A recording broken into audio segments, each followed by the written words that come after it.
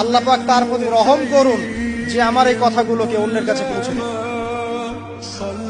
নবীজির ভাষণ। এরপর নবীজি বলছেন, জেনে রাখো নিশ্চয়ই তোমাদের পরস্পরের, মুসলিমদের পরস্পরের সম্পদ, পরস্পরের রক্ত, পরস্পরের এই যে জান মাল ইজ্জত, এগুলো একে অপরের জন্য হারাম। মুসলিমদের পরস্পরের রক্ত, পরস্পরের ইজ্জত সম্মান একে অপরের জন্য হারাম, এর হানি করা একে অপরের জন্য হারাম। ঠিক যেমন আজকের এই দিন হারাম, এই শহর হারাম, এই মাস হারাম। নবী করিম সাল্লাল্লাহু আলাইহি ওয়াসাল্লাম বলছিলেন, জেনে রাখো তিনটা বিষয়ে যেন তোমাদের অন্তর কখনো খেয়ানত না করে।